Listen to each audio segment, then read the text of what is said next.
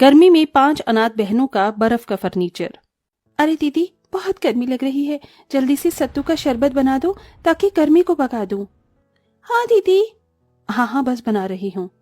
गरीब सलोनी जैसे तैसे सत्तू का शरबत बनाकर अपनी बहनों को पिलाती है तो चारों बहनें अजीब सा मुंह बनाती हैं।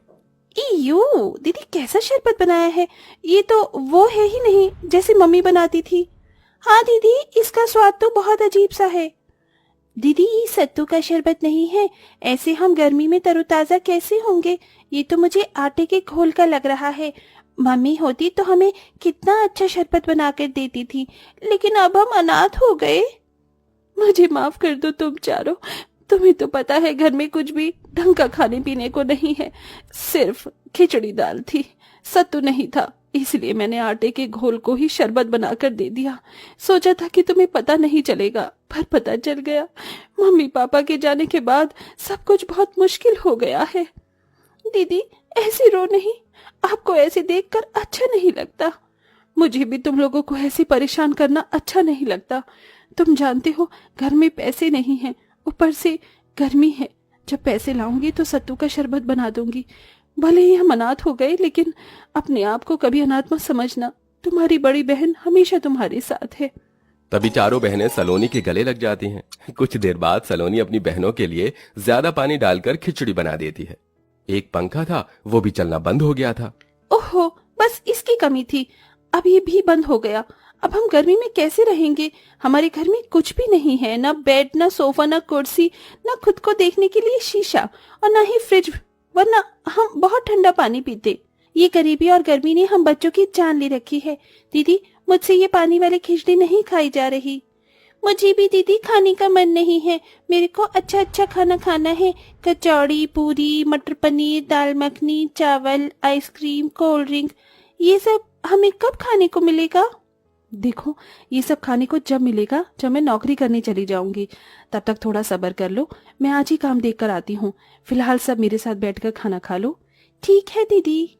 सलोनी अपनी बहनों के साथ बैठकर खाना खा लेती है कि तभी लाल लाल चींटियां उनके पास आ जाती हैं। ओह, दीदी देखो, लाल चींटियां कहीं काट ना ले। हमारे घर में कहाँ से आ गई। हमारे पास कुछ मीठा भी खाने को नहीं है। दीदी ने भगाओ ना। चिंता मत करो, तुम्हें ये काटेंगी नहीं। मैं अभी हल्दी डाल देती हूँ जिससे ये अंदर को ना आ पाए। फिर दीपा वहां पर हल्दी छिड़क देती है। इसके बाद चींटियां आना बंद हो जाती हैं। वहीं सलोनी भी धूप में परेशान होकर अपने लिए काम ढूंढती है, लेकिन कोई भी उसे काम नहीं देता। वो घर में घुसी ही थी कि इतने में सबसे छोटी बहन उसे पानी देने के चक्कर में मटका फोड़ देती है, जिससे सारा ठंडा पानी गिर जाता है। दीदी सॉरी, मुझसे गलती हो गई। मैं तो आपको ठंडा पानी देना चाहती थी, मटके का। अरे किंजल, तुम्हें ये करने की क्या जरूरत थी, मैं अपने आप ले लेती। अब हो गया ना नुकसान। ठंडा पानी पीने से भी हाथ धो बैठ गए।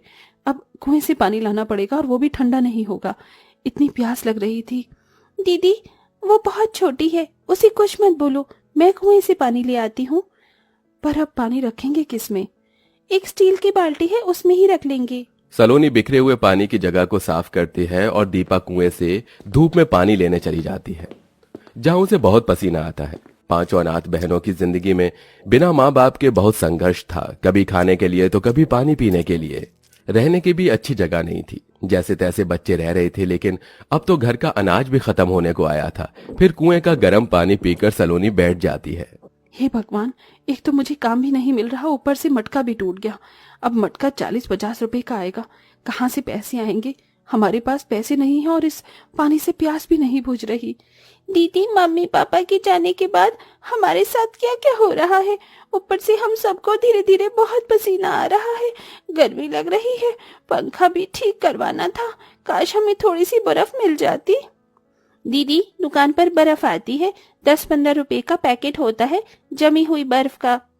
हमारे पास उतने भी पैसे नहीं है रश्मि, वरना बर्फ डालकर बाल्टी में डाल देते तो ठंडा पानी पीने को हो जाता। तभी आरती अखबार लेकर सबकी हवा करने लगती है। थोड़ा थोड़ा दीदी, इसी से ही गुजारा कर लेते हैं। आज तो पता नहीं नींद भी कैसे आएगी। फिर रात हो जाती है। सलोनी अपनी छोटी बहनों को चूल्हे पर खाना बनाकर खिलाती है, जिससे घर में धुआं धुआं हो जाता है। रात में सब सो रहे थे कि अचानक से किंजल और रश्मि के ऊपर चूहा चढ़ जाता है, जिससे दोनों डरकर जाग जाती हैं। दीदी, चूहा चूहा। नहीं सलोनी, दीपा दीदी, चूहा नहीं था, वो कीड़ा था। हम जमीन पर सोते हैं, गर्मी में कीड़े भी तो आ सकते हैं। काश हमारे पास कोई बिस्तर होता। वैसे ही नींद नहीं आ रही थी और नींद उड़ गई। हे भगवान, अब कीड़े रात में कहाँ से आ गए। ऐसा करो, तुम दोनों मेरी जगह पर सो जाओ, मैं तुम्हारी जगह पर सो जाती हूँ। ठीक है दीदी। बड़ी मुश्किल से पांचों बहनों को कीड़े और चूहे के डर से नींद आती है। अगले दिन दीपा गर्मी से परेशान होती है तो किंजल को कुएं तक टहलने और थोड़ा पानी भरने के लिए ले जाती है। इतने में एक औरत 2 मटके लाती है, जिससे वो भरती है तो उसके एक फूटे हुए मटके से पानी निकल जाता है। हे भगवान, मेरे घर में बिल्कुल भी पीने का पानी नहीं है और इतनी गर्मी में दूसरा मटका मैं कैसे खरीदूंगी। मेरे पास पैसे भी नहीं हैं। काश ये मटका जुड़ जाता। अब एक मटका लेकर तो घर लेकर नहीं जा सकती। क्यों ना उनके थोड़े से टूटे हुए मटके को मैं ठीक कर दूं? पर कैसे दीदी? बस देखती जा। सुनिए आंटी जी, मैं आपके मटके को ठीक कर देती हूँ। सच में, अगर तुम मेरा मटका ठीक कर सकती हो तो कर दो। दीपा फौरन पेड़ के पास में से चिकनी मिट्टी उठाकर उसमें थोड़ा पानी मिलाकर मटके पर चिपका देती है और धूप में 15 मिनट बाद मटका सूख जाता है। अब पानी नहीं गिरेगा, आप पानी भरकर देख लीजिए। जैसे ही औरत अपने दोनों मटकों को भर लेती है तो खुश हो जाती है। अरे वाह, तुमने तो बहुत अच्छा किया गुड़िया, बहुत शुक्रिया। अब मैं चलती हूँ। सुरेखा अपने दोनों मटके लेकर चली जाती है और जब दीपा किंजल अपनी दूसरी बर्तन को भरती हैं तो किंजल को वहां एक बड़ा सा मटका दिखता है। दीदी देखो, ये मटका कहाँ से आया? अभी तक तो नहीं था। अरे हाँ, यहाँ पर किसका मटका होगा ये? अरे ये मटका तो गंदा भी है। दीदी, ये गंदा मटका किसका होगा? भला हमारे ही काम आ जाएगा। हम इसे साफ करके यही वाला पानी भर लेंगे। चलो घर ले चलते हैं। ठीक है, चलो। दोनों बहनें उस मटके को बड़ी मुश्किल से पकड़कर घर पर ले आती हैं और उसे साफ करने लगती हैं। अरे, तुम्हें ये मटका कहाँ मिल गया? दीदी, किसी का भी नहीं था, इसलिए हम ले आए। अब साफ करके इसमें पानी भरेंगे। अच्छा है ना, अब ठंडा पानी पीने को मिलेगा। अच्छा दिखाओ, मैं साफ कर दूं। बड़ा मटका है, तुम दोनों से नहीं होगा। तभी सलोनी जैसे ही मटका धोकर रखती है कि उसमें से चमचमाती रोशनी आती है और वो मटका ठंडी ठंडी बर्फ के पैकेट से भर जाता है। ये देख पांचों अनाथ बहनें हैरान हो जाती हैं। अरे वाह, इतनी सारी बर्फ! इसमें तो हम बहुत ठंडा पानी पी सकते हैं। हाँ हाँ, जल्दी जल्दी पी लो, कहीं बर्फ पिघल ना जाए।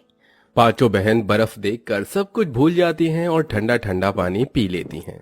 अरे, हमने इसका ठंडा पानी तो पी लिया, पर ये मटके से अचानक से बर्फ कहाँ से आ गई? मुझे तो कोई जादू लगता है। काश हमारे घर में पंखा चल जाता तो इस गर्मी से तो बच जाते। तभी उस मटके से एक जादुई रोशनी निकलती है। मटके की ठंडी ठंडी बर्फ से पूरा घर बर्फ की ठंडक से भर जाता है। अरे वाह, अभी तो हमारे पसीने आ रहे थे, बहुत गर्मी लग रही थी, और तुमने देखा अभी एक जादू हुआ जिससे हमारा घर एक बर्फ की जैसी ठंडक दे रहा है। हाँ दीदी, ये तो सच में जादू निकला। और इस बड़े से जादुई मटके में बहुत सारे बर्फ के पैकेट हैं। इसे हम बेचकर इस गर्मी में पैसे कमा सकते हैं। अरे हाँ, ये तो मैंने सोचा ही नहीं। और उसके बाद हम कूलर लेंगे, एक बेड लेंगे। दीदी दीदी, मुझे नए कपड़े चाहिए और फ्रिज भी। दीदी, आप अकेले बर्फ बेचने मत जाना। ऐसा करते हैं, मैं रश्मि को ले जाती हूँ और आप बड़ी हैं तो आप आरती और किंजल को साथ रख लीजिए। ये बर्फ पिघलने से पहले हमें बेचनी होगी। ठीक है। पांचों अनाथ बहनें एक पन्नी में जादुई मटके से बर्फ के पैकेट निकाल कर उसमें रख लेती हैं और अलग अलग दिशा में बेचने चली जाती हैं, जहां लोग सस्ती बर्फ देखकर खरीदने लगते हैं। बर्फ ले लो, बर्फ, ठंडी ठंडी बर्फ, 5 रुपए का एक पैकेट, 5 रुपए का एक पैकेट। दीदी, मेरे पास सिर्फ 4 रुपए है। मेरे घर में फ्रिज नहीं है। आप इतने में ही बर्फ दे दो। मेरी मम्मी के बुखार हो गया है तो उनको बर्फ लगानी है। ठीक है, ऐसा करो, तुम 2 पैकेट ले जाओ। शुक्रिया दीदी। ऐसे ही पांचों बहनें 2-3 हफ्तों तक उस मटके से जादुई बर्फ मांगती हैं और उन्हें बेचकर पैसे इकट्ठे करती हैं और अपने घर में सबसे पहले सोने के लिए एक पलंग और उसके बाद बर्फ बेचकर कूलर ले आती हैं। अरे वाह दीदी, इस कूलर की ठंडी ठंडी हवा में बहुत मजा आ रहा है। हाँ, ये तो है। अब हमें कीड़े भी नहीं काटेंगे क्योंकि हमारे पास फर्नीचर में हमारा सबसे पहले बेड आ गया। अब धीरे धीरे इस जादुई मटके से बर्फ को निकाल कर बेचेंगे और सोफा, फ्रिज सब कुछ ले आएंगे। हाँ हाँ दीदी, आज खाने में अच्छी चीज बनाई है ना आपने? हाँ, तुम सबके लिए मटर पनीर पुलाव और रायता। तो चलो दीदी, ठंडी हवा में बैठकर खाना खाते हैं। 1 मिनट, रायते में बर्फ डालने के लिए जादुई मटके से मांग लेती हूँ। हे जादुई मटके, हमें बहुत सारी बर्फ दे दो। दीपा के कहते ही जादुई मटके की रोशनी से बर्फ का पैकेट पूरा भर जाता है और वो अपने रायते में डालकर मजे और खुशी से कूलर की ठंडी हवा में खाना खाते हैं।